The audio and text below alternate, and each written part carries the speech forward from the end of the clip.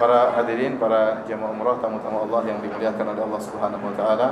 Alhamdulillah, puji dan syukur senantiasa kita panjatkan kepada Allah Subhanahu wa taala atas karunia yang terus-menerus Allah berikan kepada kita. Dan tidak ada bukti yang paling kuat yang menunjukkan bahwasanya kita bersyukur kecuali kita menggunakan nikmat tersebut untuk beribadah kepada Allah Subhanahu wa taala. Namun kebanyakan orang lalai dari hal tersebut. Oleh karenanya Allah Subhanahu wa taala berfirman, wa qalilun min ibadiyasy syakur, hanya sedikit dari hamba-hambaku yang pandai bersyukur. Dan kita berdoa kepada Allah semoga kita masuk dari hamba-hamba Allah yang sedikit tersebut. Salawat dan salam semoga tercurahkan kepada junjungan kita Nabi Muhammad sallallahu alaihi wasallam dan juga kepada keluarganya serta seluruh sahabat beliau tanpa terkecuali. Kita melanjutkan bahasan kita tentang sirah Nabi, sirah nabawiyah, ya. Dan kemarin telah kita sampaikan tentang kisah Islamnya Hamzah bin Abdul Muttalib, paman Nabi sallallahu alaihi wasallam, dan juga sekaligus saudara sepersuan beliau, dan juga Islamnya Umar bin Khattab radhiyallahu taala anhu. Maka pada kesempatan kali ini kita akan menyampaikan kisah berikutnya, yaitu tentang bagaimana orang-orang kafir Quraisy yang mereka memboikot Nabi sallallahu alaihi wasallam dan sebagian besar dari Bani Hashim. Mereka mengisolasi Nabi sallallahu alaihi wasallam sehingga diboikot, ya, sehingga diputuskan makanan kepada Nabi dan Bani Hashim. Para hadirin yang dirahmati oleh Allah Subhanahu wa taala,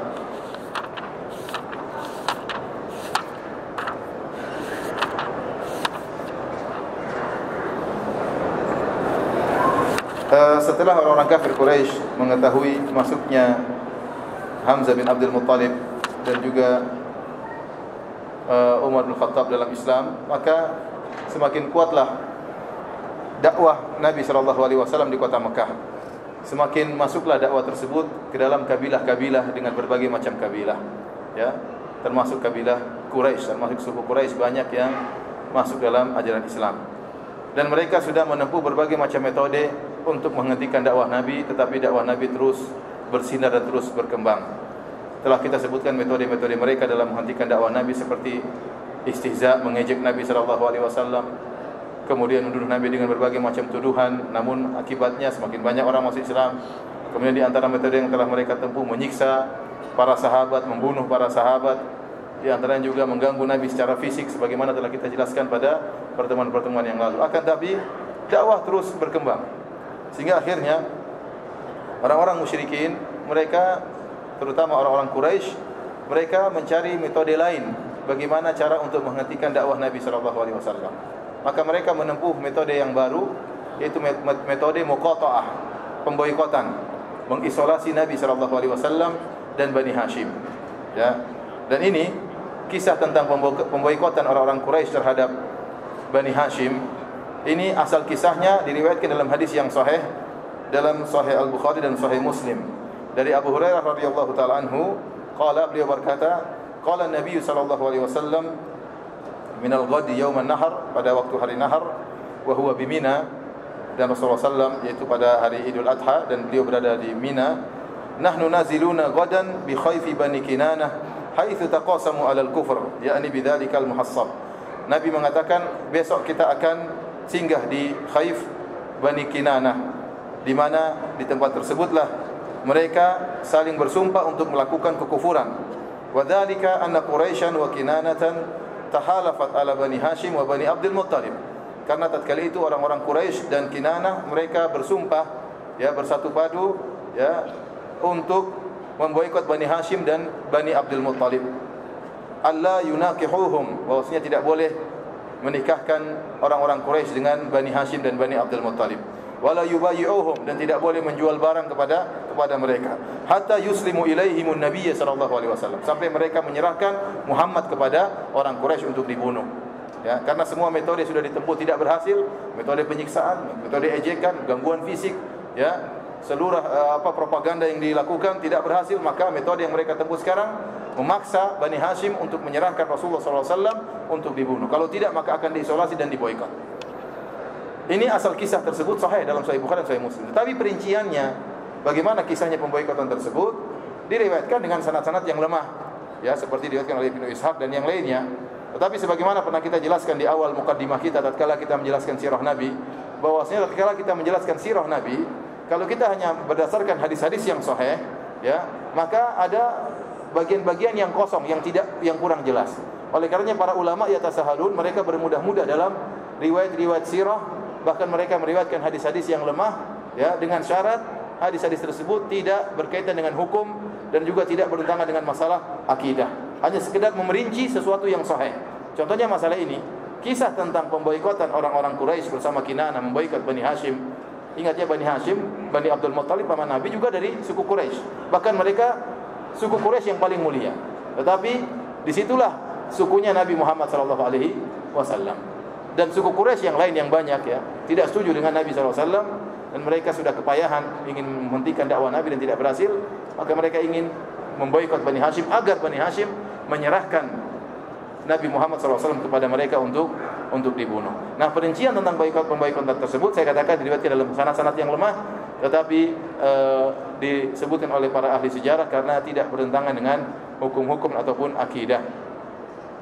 Para hadirin yang dirahmati oleh Subhanahu wa taala, secara ringkas kisah pemboikotan tersebut sebagaimana disebutkan oleh Ibnu Ishaq dalam sirahnya, ya, yang dinukil oleh Ibnu Hisham dalam sirahnya, ya, intinya bahwasanya orang-orang Quraisy memboikot Bani Hashim, ya. Tadi telah disebutkan tidak boleh dinikahi, tidak boleh ada yang menikah dari mereka, dan tidak boleh menikahkan seorang pun dari Bani Hashim. Pokoknya diboikot. Tidak ada muamalah, tidak boleh menjual barang sama sekali kepada mereka, dan tidak boleh beli barang dari mereka, ya. Sampai mereka menyerahkan Nabi sallallahu alaihi wasallam. Diboikot habis-habisan seluruh, ya, orang-orang Quraisy, ya, ingin memboikot Nabi sallallahu alaihi wasallam, ya. Kemudian para hadirin hadirat Subhanahu wa taala, sampai-sampai Abu Lahab, ya, semua Bani Hashim ikut Nabi sallallahu alaihi wasallam kecuali Abu Lahab. Di antara Bani Abdul Muttalib, Abu Lahab paman Nabi sallallahu alaihi wasallam. Seluruh paman-paman Nabi yang lain, baik yang muslim ataupun yang kafir, bela Nabi. Jadi ini pernah kita jelaskan kenapa Allah Subhanahu wa taala mengutus Nabi di negeri Arab. Saya sebutkan banyak sebab, ya. Di antara sebab yang saya sebutkan di awal mukaddimah tentang sirah Nabi, bahwasanya Arab tatkala itu berjalan dalam sistem kabilah. Ada fanatik kabilah. Oleh karenanya Nabi diutus dari kabilah yang paling mulia, ya. Kenapa? Tatkala Nabi hendak diganggu oleh orang-orang kafir Quraisy, kabilahnya membela Nabi meskipun mereka sebagian besar mereka masih kafir. Kenapa? Karena hamiyatan, karena ingin membela apa?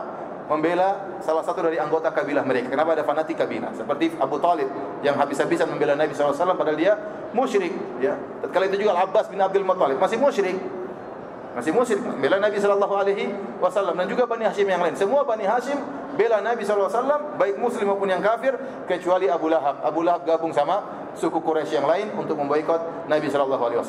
Tatkala ada orang-orang datang dari luar, ya, karena kita katakan Mekah adalah pusat perdagangan, banyak orang-orang dari luar datang ingin menjual barang ke kota Mekah, maka Abu Lahab mengatakan, jangan seorang pun menjual barang ke Bani Hashim. Saya akan beli dengan harga berlipat ganda, dengan harga yang lebih mahal. Ya, kemudian jangan pula membeli barang dari Bani Hashim. Akhirnya apa? Makanan tidak masuk kepada Bani Hashim. Karena ada makanan mereka jual tidak ada yang beli, mereka ingin beli, harganya terlalu mahal. Karena Abu Lahab suruh naikkan harga yang mahal, dan saya yang beli. Dan benar-benar Bani Hashim tidak mampu membeli makanan dari luar, sehingga ya tatkala itu Abu Talib menyuruh Bani Hashim untuk pergi ke Syi'ib Abi Talib. Syi'ib adalah semacam jalan yang berada di antara dua gunung. Semuanya bersatu di situ, berkumpul. Kemudian mereka diisolasi, diboikot oleh orang-orang kafir Quraisy. Maka terdengarlah suara tangisan anak-anak, ya, rintihan orang tua karena mereka kelaparan dan kehausan, ya. Dan itu berlangsung selama 3 tahun diboikot, ya, diboikot Nabi SAW. Bani Hashim diboikot oleh mereka berlangsung selama 3 tahun sebagaimana disebutkan oleh Ibnu Ishaq dalam sirahnya, ya. Mulai dari bulan Muharram tahun 7 kenabian sampai tahun ke-10 setelah Nabi diangkat menjadi Nabi, ya. Jadi tahun 7 sampai tahun 10 terjadi pemboikotan. Nanti tahun 13 kenabian Rasulullah SAW berhijrah, ya. Rasulullah SAW berhijrah. Kita ingat tanggal-tanggalnya. Tahun 5 Hijriah terjadi tahun 5 kenabian. Jadi ada tahun kenabian, ada tahun Hijriah. Kalau tahun Hijriah setelah hijrah, ya. Tahun kenabian itu setelah Nabi diangkat menjadi Nabi. Tahun 5 kenabian Rasulullah SAW menyuruh para sahabat berhijrah ke negeri Habasyah. Tahun ke-7 Rasulullah SAW dan para sahabat Bani Hashim diboikot, ya, sampai tahun 10 Hijriah, 10 kenabian. Para hadirin subhanahu wa ta'ala, tatkala orang-orang kafir Quraisy mereka bersepakat untuk memboikot Bani Hashim, mereka menulis kesepakatan mereka dalam sebuah kertas, lalu mereka tempelkan di Ka'bah. Dalam Ka'bah tujuan mereka untuk memperkokoh ya kesepakatan mereka. Jadi mereka bersepakat di atas kekufuran dan mereka menulis dengan nama Allah kekufuran tersebut dan mereka tempelkan di mana? Di dalam Ka'bah, supaya mereka ingat bahwasanya janji mereka telah ditempelkan dalam Ka'bah dan mereka tidak ingin menyelisihi janji, ya. Tidak ingin menyelisihi janji. Oleh karenanya tatkala itu banyak orang-orang yang kelaparan dan kehausan, ya. Sampai disebutkan dari Sa'ad bin Abi Waqqas radhiyallahu ta'ala anhu, dia mengatakan, "Kharajtu minal lail abul." Suatu malam aku keluar untuk buang air kecil. Wa idza ana asma'u biqaqa'atin tahta bauli. Tiba-tiba aku mendengar ya semacam bunyi, ya, sesuatu di tempat aku buang air kecil. Fa idza qit'atu jildin ba'irin. Fa idza qit'atu jildi ba'irin. Tiba-tiba saya pegang, ternyata itu adalah sepotong kulit onta. Fa akhadtuha, maka saya pun mengambil sepotong kulit onta tersebut. Wa ghassaltuha, kemudian saya bersihkan. Tadi kena air kencing padahal. Jadi sudah dia kencing, waktu dia kencing kok tidak bunyi tanah, tapi bunyi apa? Bunyi lain. Nah, ini apa ini, kok bunyinya beda, tidak seperti kena tanah. Diambil ternyata apa? Ternyata kulit onta yang sudah kering. Maka dia bersihkan kulit onta tersebut, ya, dari najis yang mengenainya. Tsumma akhraqtuha, kemudian aku bakar kulit onta tersebut. Tsumma radattuha, kemudian aku hancurkan. Wa safaftuha bil ma', aku campurkan dengan air. Wa syaribtu 'alaiha minal ma', lalu saya minum air tersebut. Faqawitu biha thalathan, dan saya kuat gara-gara makan kulit onta tersebut selama 3 hari. Bayangkan, ini karena saking apa? Kelaparan. Sebutkan dalam riwayat yang lain, ada seorang sahabat, dia keluar tengah malam, dia menginjak sesuatu yang basah, maka dia pegang, kemudian dia makan. Dia mengatakan, sampai sekarang saya tidak tahu itu apa. Saking apa? Kelaparannya, ya. Ini disebutkan bagaimana Nabi dan para sahabat di Bani Hashim diboikot. Dan kejadian terus menyedihkan, mulai ada yang meninggal dunia, orang tua mulai meninggal dunia, anak-anak yang meninggal dunia, ya. Anak-anak menangis, suara tangisan mereka terdengar di balik Syi'ib Abi Thalib, ya. Di balik tempat persembunyian mereka terdengar tangisan anak-anak. Sampai mulailah sebagian orang Quraisy kasihan melihat mereka. Karena bagaimanapun masih ada hubungan silaturahmi. Mereka satu nenek moyang. Mereka satu suku. Istilahnya sama, taruhlah misalnya sama-sama suku Jawa. Cuma kakeknya mungkin beda, tapi sama-sama suku Jawa. Sama, mereka sama-sama suku Quraisy meskipun kakek mereka berbeda-beda. Oleh karenanya mulailah sebagian mereka kasihan. Di antaranya Hakim bin Hizam radhiyallahu ta'ala. Hakim bin Hizam radhiyallahu ta'ala, sebagaimana pernah kita jelaskan, adalah keponakan dari Khadijah bintu Khuwailid. Dan kita katakan Khadijah bintu Khuwailid, istri Nabi sallallahu alaihi wasallam, ya, diberi hadiah oleh Hakim bin Hizam budaknya yang bernama Zaid bin Harithah, yang kemudian Zaid bin Harithah diberikan oleh Khadijah kepada Nabi Muhammad sallallahu alaihi wasallam. Jadi Hakim bin Hizam kasihan melihat bibinya karena Khadijah ikut diboikot bersama Nabi sallallahu alaihi wasallam dalam Syi'ib Abi Thalib, ya. Akhirnya suatu hari Hakim bin Hizam bawa makanan kepada bibinya, ketahuan oleh Abu Jahal. Ya. Maka Abu Jahal pun melarang Hakim bin Hizam, ya. Abu Jahal berkata, terjadilah keributan antara Abu Jahal dengan Hakim bin Hizam. Kata Abu Jahal, "Atadhhabu bi ta'ami ila Bani Hashim?" Wahai Hakim, apakah kau pergi bawa makanan kepada Bani Hashim? "Fa wallahi la tabrahu anta wa ta'amuka hatta afdhahaka bi Makkah." Saya akan bongkar aibmu di kota Mekah karena kau telah berusaha menolong siapa? Bani Hashim. Kau ingin bawa makanan kepada Bani Hashim. Datanglah Abu Bakhtari, dan juga dia seorang Quraisy bin Hisham. Faqala ma laka wa lahu, ada apa gerangan wahai Abu Jahal dan Hakim? Ada apa gerangan kalian berdua? Faqala Abu Jahal yahmilu ta'ama ila Bani Hashim. Dia ini Hakim bin Hizam bawa makanan kepada Bani Hashim. Maka Abu Bakhtari berkata, "Ta'amun kana li ammatin indahu ba'athat ilaihi. Afatamna'uhu an ya'tiyahu bi ta'amiha?" Wahai Abu Jahal, ini Hakim bin Hizam bawa makanan buat bibinya. Kau larang dia bawa makanan buat bibinya. Buat bibinya sendiri. Khalli sabila rajul, biarkan dia pergi bawa makanan kepada bibinya. Fa aba Abu Jahal. Abu Jahal tetap tidak mau, sehingga terjadi ribut antara Abu Jahal dengan Abu Bakhtari. Intinya mulai timbul sikap kasihan dari sebagian orang-orang Quraisy, sehingga muncullah beberapa orang, ya, yang ingin membatalkan pemboikotan tersebut setelah berlangsung selama 3 tahun. Di antara orang tersebut Ya adalah Hisham bin Amr bin Harith. Kemudian Al-Mut'im bin Adi. Mereka orang kafir seluruhnya. Orang kafir seluruhnya.